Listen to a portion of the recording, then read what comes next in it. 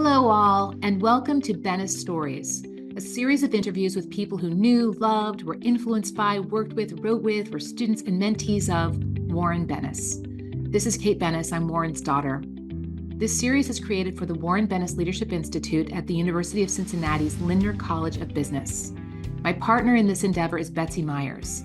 Betsy was a dear friend and colleague of Dad's and worked with him at the Center for Public Leadership at Harvard's Kennedy School of Government as its executive director.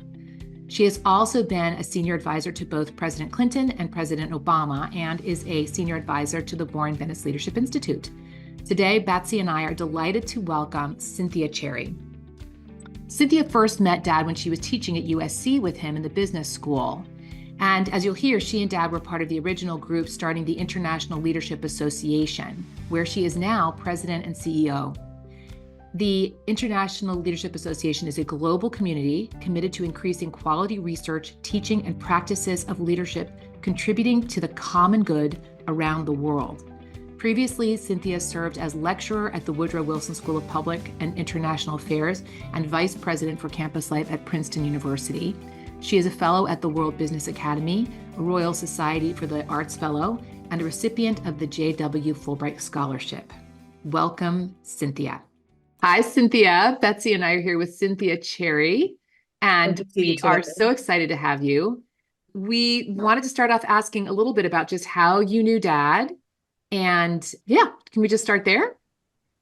Of course. And Kate, Betsy, it is so good to be on this podcast conversation with the two of you. I remember fondly our time together at the ILA conference in Washington, D.C. It was just a real special moment, especially since Betsy was chairing the conference for us. The ILA is the International Leadership Association, and it's a professional membership association for all those who study, teach, and practice leadership. It crosses all sectors, all disciplines, and the members come from 100 plus countries around the world. And I met Warren actually before the ILA even began, when I was an administrator and a faculty member at the University of Southern California, where Warren was on faculty. And I got to know him by actually going over and introducing myself to him in his office. And so my first contact with him was basically the two of us sitting down and talking. And then my second way that I really got to know Warren was we were both on the inaugural advisory board for the ILA, just as it got started and things. So the two of us would fly from Los Angeles to Washington, D.C. together. And my first memory, Kate, is walking on the plane. Warren and I would catch the same flight back to Los Angeles. And of course, I was in coach. And the one thing I do remember about your dad is he flew first. And I get that now as I've gotten older. But he was so lovely and dear. And I remember being in the plane, we had taken off. And he walked back to have a conversation with me. And he stopped, he looked up and he goes, "Oh, this is what coach looks like." That to me was just a lovely, endearing point. Yeah. Oh, Dad. How did this ILA start? What was the impetus behind it? How was Dad involved in that? Yeah, the ILA got started out of a Kellogg grant, and it was really with the idea from James McGregor Burns and Georgia Sorensen. And then the person at the Kellogg Foundation was Lorraine Matuzak, who was the program director in charge of leadership. And the thought was at that point, and this was in the late 1980s, of bringing together leadership scholars and some educators who had never gotten together before to talk about the study of leadership. And so it was this inaugural group of bringing people together to talk about leadership from an ethical perspective, from transformational leadership, and also to look at leadership and followership. And so those are the three groups that started. After that grant was completed, then we had an inaugural meeting at the University of Southern California that we called the Meeting of the Minds. And it was bringing together, growing from the 30 or 40 to about 100 at USC. So we went from the East Coast to the West Coast. And it was to bring together people to broaden this, to talk about the start of a professional membership association, because at that point, the leadership profession was still very young and emerging as a professional discipline, if you will. So the joy and the real special privilege I had was introducing James McGregor Burns to Warren Bennis. And it's a great example of how two unbelievable individuals, pioneers in their field, a political theorist in Jim Burns and a business leadership scholar in Warren, who knew of each other's work, respected each other's work, and had never met each other. And so introducing them at the University of Southern California, and Jim Burns then introducing Warren as he started talking about his latest research, and having the opportunity to sit next to the two of them at dinner and just listen to that conversation was priceless. Oh. Wow. Well, what year was that? That was 1999. When it all first started with the Kellogg Foundation? What year was that? It was like 1995. At the meeting at USC was the whole conversation of, should this continue? And everybody said yes. And they said, what should we do about it? And they said, let's develop a professional membership association. And it was embedded in the James McGregor Burns Academy of Leadership at the University of Maryland. But the advisory group consisted of just this amazing group of people, and Warren was one of them, to help launch the ILA. How many members are there now? There right now are over 3,000 members around the world, and it's the leading scholars in the field. And I would say that when you look at many of those scholars, quite a few of them were students of Warren's, right? And now you look at it, and it's not just students of Warren's, it's their students. So there's this amazing legacy that has happened when you think of Warren's work and the impact of it. You know, yes, I have not known anybody who has written as many books as Warren has. So yes, all of the books and the articles that he has written, and yes, all the research that he's done, which to me was very rigorous and very relevant research.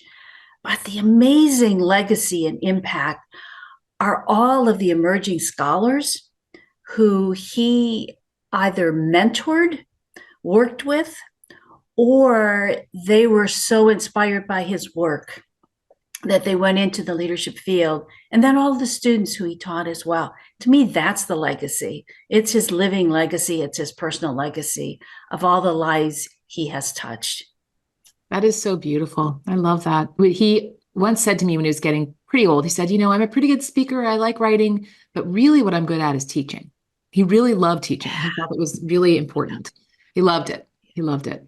Yeah. And Kate, I had the great joy of working with him and President Sample at the University of Southern California when they developed their course together, which to me is the way leadership should be taught. So tell us about that course, because at Cincinnati, they would love to do something like that. So tell us about that course. How did it work?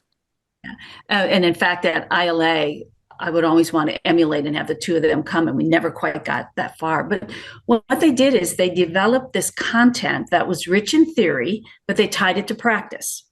And so the content of the theoretical perspective and the grounding in the theory, they would then in turn bring somebody in to talk about it. So there would be a CEO that they would bring in, or they would bring in, you know, Warren in his love of the arts would bring in the head of the opera or the orchestra, right? So they would tie the music and the arts in with it. But it was always that theory and practice that they would tie together. But then the second thing was the pedagogy and how they taught it, because Steve Sample, the president of the University of Southern California, and Warren Bennis had different views on leadership. And they would teach from different perspectives. They would argue their points. And what they did is they modeled diverse perspectives, and that's a good thing, and dialogue, and that's a good thing. So it was both the content and the pedagogy that made it such a powerful class.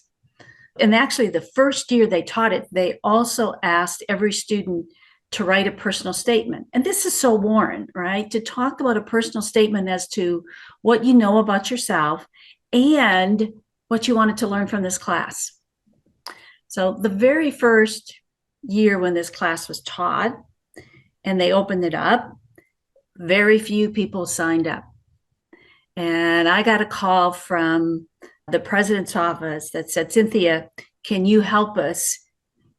And the only reason why they weren't was because they had to write this darn paper before they could register for the class, right? College students.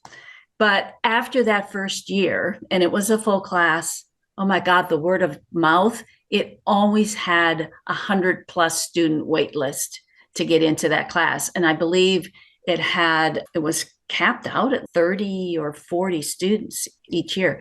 And they loved teaching this class together. And they were so much fun to watch teaching together. If I recall, the statement was they had to talk about themselves and why leadership was important to them and what they wanted to get out of the class. That requirement always stayed. But the word of mouth of that class being so good, the students didn't mind doing it after. Right, when they found out this is a great class, I want to be in this class. I mean, why wouldn't you want to be in this class? Can you imagine? Yeah. But as you're a college student and it's for upper level and you're going, really, I have to do work before I even get into the class, right? That was that type of mindset, but that was not an issue after the first time that course was taught. The other thing I remember about that course is whoever was in town, if I was in town, if a past student was in town, if a famous CEO was in town, he brought them all to class. And we would just sit in the back and participate. Okay. So Kate, you were there. You know what those classes were like. Yeah. Oh, yeah. They were vibrant. They were full of stories. I love the idea that Steve Sample and Dad did not agree and that that's okay. I think we're so worried right now about anything that's about conflict because we are worried about being polarized in that conflict. And the two of them just soldiered on with a lot of camaraderie. Yeah. Well, and I think the students learned that it's not only okay to disagree, it's good to disagree as long as you listen deeply to each other and you continue to talk and have the conversation. Warren and Steve respected each other so much and thought the world of each other and totally disagreed on so many things. Yeah. All right. What a wonderful friendship. I think it was Warren who said this, that if you always agree with your friends all the time, go out and get new friends. Wow. Right? And I can remember teaching that to college students, to freshmen, saying this is the time when you should really reach out and get to know people who are very different from yourself so that you can learn more about yourself, about others, and about the world, right? That's what Warren did. One of the things I learned from him was this unbelievable sense of intellectual curiosity. He was always curious, right? He always wanted to learn something new and different.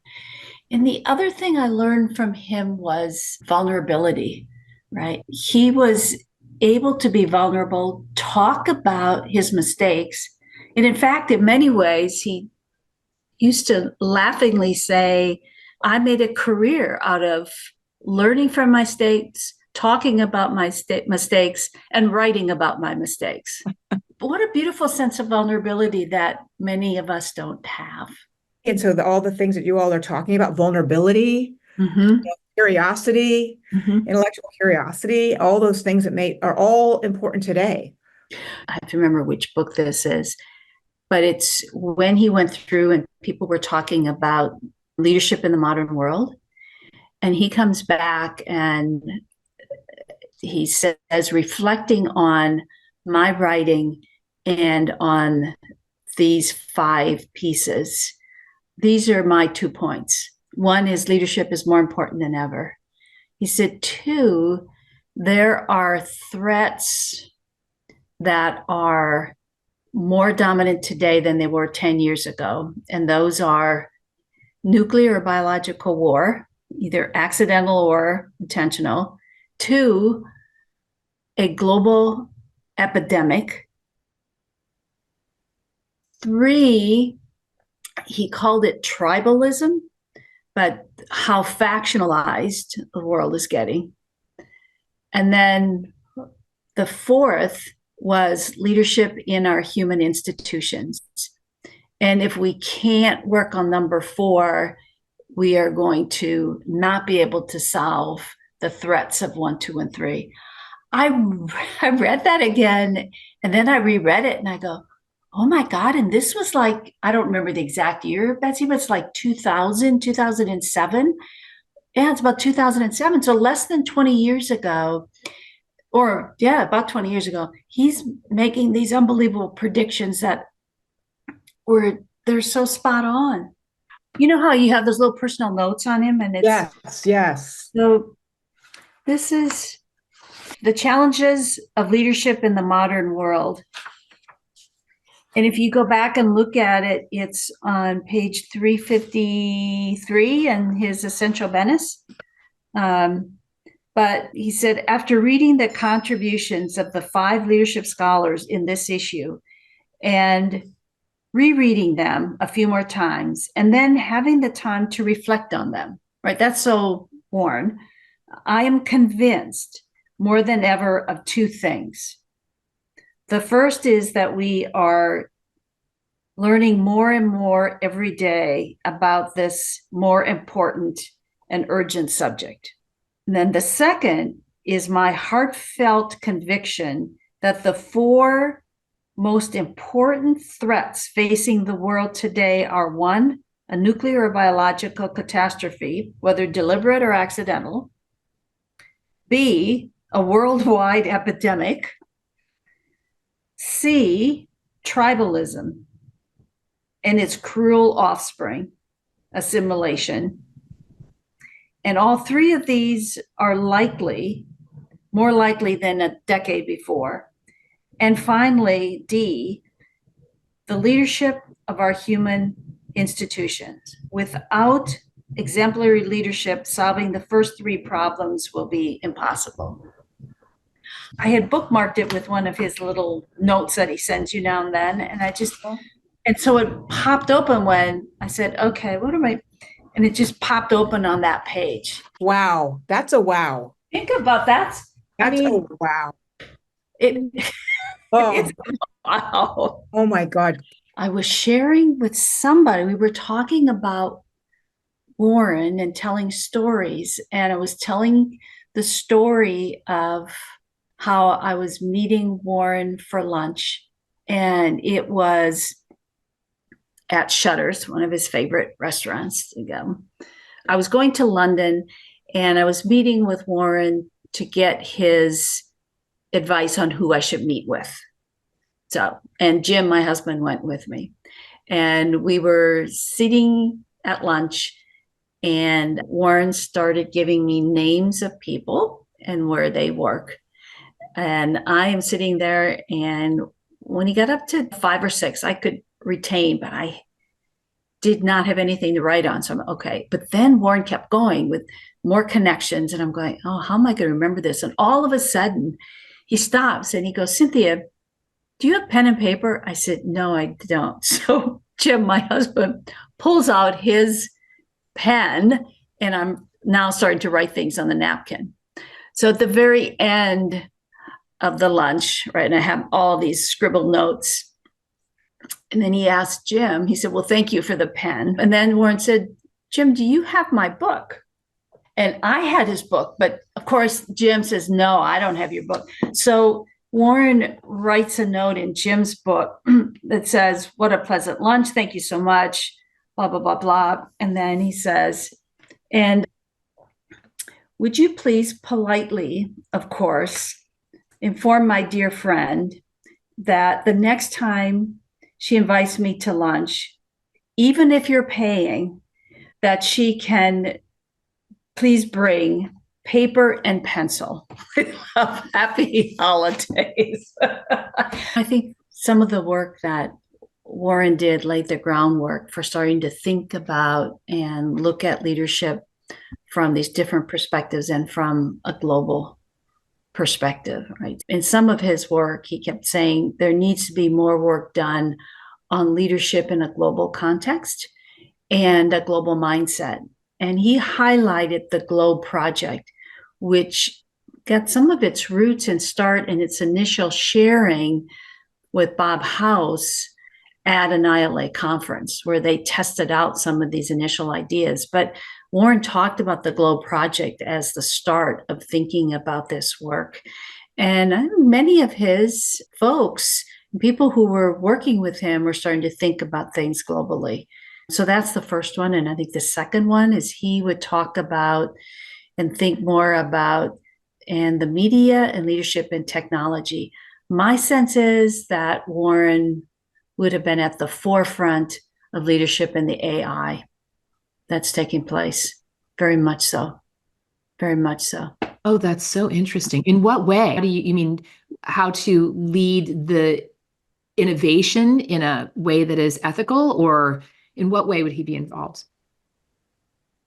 Well, you think of some of his latest work, he talked about instantaneous communication. He talks about the emerging media, and not talking about social media, but he talks about this growing field of media and technology and the importance of leadership in not only shaping the narrative, but also how you engage and empower organizations to leverage this work. So he starts talking about that in some of his later work. And I just can't believe he would not have continued to think about it and write about it. And as he always said, you don't just write about it, you have to research it, right? So he would have been at the forefront researching this work and thinking about it differently. I would have loved to have gotten more of his insights around tribalism. That's one of the things I love, is that you kind of go back and then he thinks about it and he writes on. That's the other piece that he did, is he kept evolving in his thinking and in his work that a lot of people don't do. But he did. One of the things that he used to say to me about getting older was, you have to have friends of all ages. If you're in your 80s and all your friends are in their 80s, you stop growing. He had friends who were 25 of his classmates or his students, who he'd have to dinner. Yes. And so I think about that all the time with the relationships that I have with the younger people. And it's so valuable to go out, and we have children that are young, like getting to know like I get to know Kate's daughter, Anya, and another girlfriend of mine, daughter, is here at BC, and going out with them. It's just so inspirational, and you learn a lot, and you get some viewpoints into other generations. Anyways, that was his philosophy. Friends of all ages. Yeah, and I think that that sense of intellectual curiosity that he had, it's not that you just listened to somebody who was younger. You were truly engaged and wanted to learn from what they were thinking about and what they were studying, and even sitting down with somebody who was writing a paper and having, I can remember him just sitting there intently listening to an undergraduate student and what they were thinking about, and then probing and asking the questions and things. I don't know, the ways he modeled continual learning. We talk about continual learning right now, but he modeled it early on. And also to learn from his students, to learn from this kid who that's maybe why he loved to teach. And you're reminding me, do you remember the guys who would drive, Dad? So Dad at one point got too old to drive. He was very proud that he still got his license. And I was like, that's not a good thing for the LA highways. So USC had some interns drive him. Dad would include them in all of his meetings. He would say, I'm going to meet with Marty Kaplan, who runs the Norman Lear College of Communications or something like that. And he said, these kids have got to come with me. They've got to come with me. Yeah. And he brought them to every meeting. He said, they're not making enough money. They need to get something out of this. They need to meet all these people. And he brought them into every opportunity possible. And what an experience. He was a mentor. So maybe rather than thinking of him only as a teacher, he truly was a mentor. We heard about that when we interviewed Jolene Godfrey, who said she was about in her 20s or something at Polaroid. And he just said, you're coming with me. Come to these meetings. Be a part of this. And he just did that to people. He just, and also Pat Zygarmi said the same thing, that he took her seriously. She was a grad student. He took people seriously at a young age. Well, he was 19 when he went to war. So maybe he thought, these kids can do it. And I wonder if actually World War II is why he was worried about tribalism, because he'd seen the damage with the Nazis. Yeah. Wonder. Can you tell us a little bit about what you're working on? What excites you in your work these days? A number of things that I'm excited about, at least stand on the shoulders of those who came before us. But right now with the ILA and a number of folks, we are involved and engaged in a global leadership project of thinking about leadership from a global perspective. What does it look like in the future? How is it different? And what are the leadership capacities that are needed for this very interdependent, uncertain, complex world of ours? So we are engaging individuals in different parts of the world. So for example, we're going to Singapore next year to talk with Singaporeans and their leadership education and training and what they're doing and understanding it from a business perspective from there. We met with the Yale world leaders and talked about their thinking and their work. So that's one project. And the other project that I'm really excited about that we're working on is called the Advancement of Leadership Programs. And it's for all those organizations that are developing leadership programs. What are the criteria that should be involved in that program? What are the main leadership principles, the content, the culture, the context, the framing, the metrics? So not only the development of leadership programs, but then also the assessment. How are we doing? Where are the areas of improvement? So we've got a group that is working around advancing leadership programs, primarily in academics, but then it will go into corporate and other nonprofits as well, that piece. And then the third I'm excited about is we are working with some partners, the Aspen Institute and others, around fellowship roundtables and fellowship programs that are working on change. Right, social change in particular, and gathering those fellowship directors about what is your curriculum, what are you designing, and what are you thinking about for the present and the future around leadership and leader development. So those are three projects that we're in the midst of right now. Oh my gosh, those are so thrilling. I can't tell you. And the curriculum, we're creating a curriculum for UC. Yes. So we need your help. Well, see, and this would be a perfect example of what we could come in. And then I forgot about the fourth project we just started, is one that I'm hopeful that both of you will be engaged in. And it's called Future Forward Summit. And this is something that when Warren talked about, I mean, he studied leadership for what, 60 years? Would that be right? Wow. Doing and studying, writing, doing. Yes, study, writing, doing. That's another thing I learned from Warren, is that whole sense of theory and practice. You have to do both. And after going through Hurricane Katrina and really living crisis leadership, Warren got on the phone with me. This was after we were back on campus. And we were talking about it and tying in lessons learned, leadership lessons learned. And he was helping me to kind of think through that. And at the end, I said something. I said, Warren, a day doesn't go by that we don't talk about pre-Katrina, post-Katrina. Every day at work. He goes, Sin, that's the name of your book. I said, what? He goes, A Day Never Goes By. And I thought, that is a great name for the book. So I still have it in my head if I get to this in writing about leadership crisis from that point. But back to the other piece, Future Forward when Warren talks about the research that was done in, I think, the 80s and 90s, or the late 90s and early, has been around leadership. They said there is more work that was done in that time frame than in the previous time frame around leadership. And he kind of paralleled it with social psychology in the 60s and how it came into its own. And I think really what Warren helped to do was to support leadership as a true discipline and profession. Because when he initially started writing in the field, it was not. And his work, along with James McGregor Burns and many others, I think really helped to lay the foundation and the real grounding in research for the leadership discipline and the leadership profession. So to me, that is one of his major impact areas. And one of the things we're now doing is the ILA is only 25 years old. So we look back at these 25 years and how much has happened. And what we're going to do now is look at the next 25 years. And what does that mean for the leadership profession?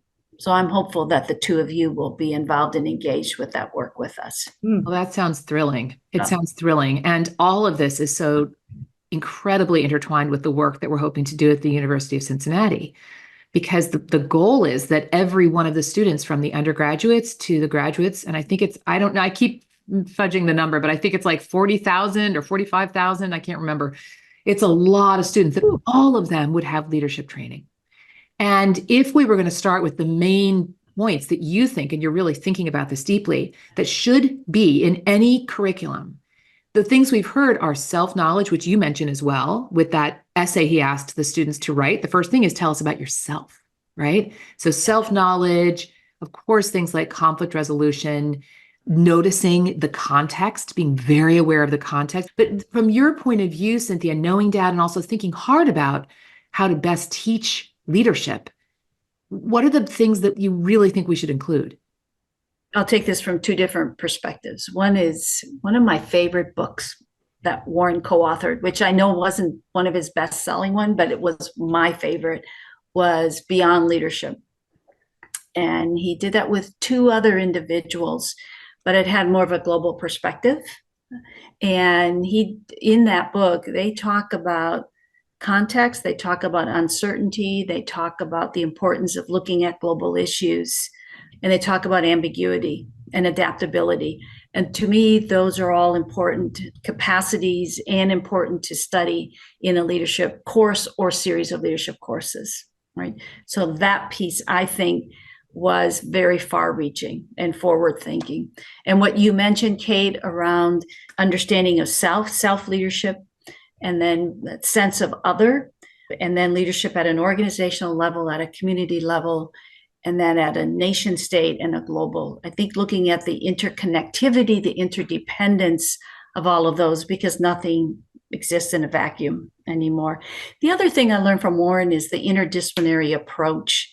And he brought this together even when he was in a business school, and he's thought of as a business leadership scholar, organizational leadership scholar.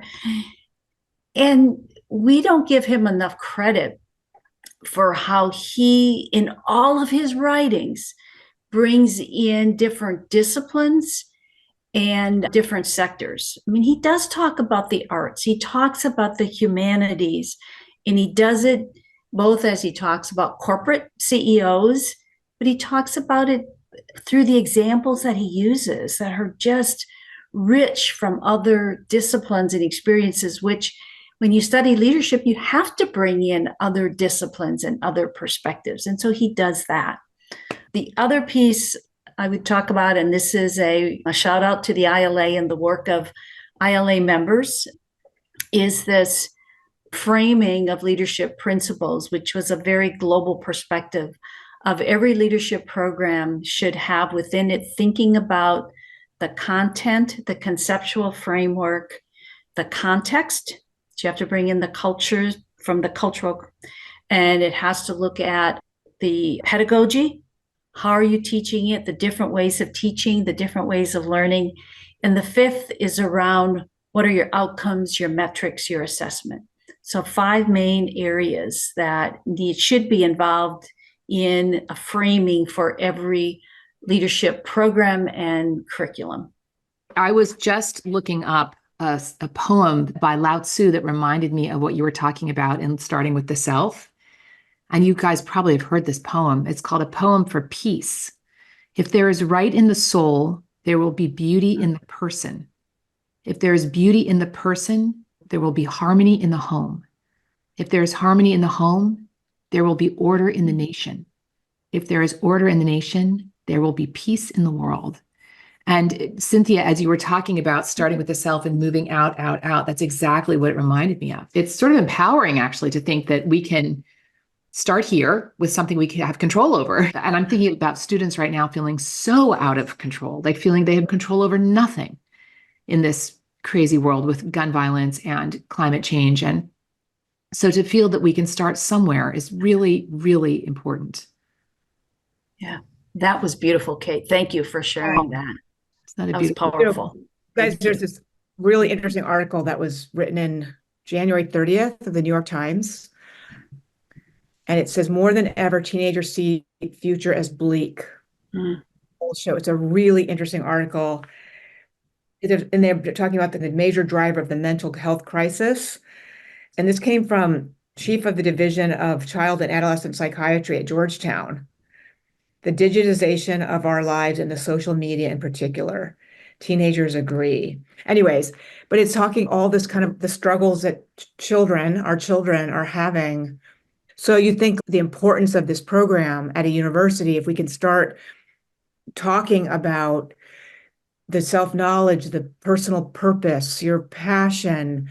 And that's what several of the people, including Doug Conant, were saying, we really want to make this program different, is to start with the self-knowledge and go deep on it in a way that none of these programs have ever. We touch on it, but to really make it a big piece of this. To work with ILA, I mean, I just think we don't need to reinvent the wheel. That's why I'm so excited that you're going to be part of this council, Cynthia, and work with us on this, because how we can intertwine our knowledge and the pedagogy and all the experiences and the research to really create a lasting program, not just for students, but a model that can also be used for business leaders and nonprofit leaders.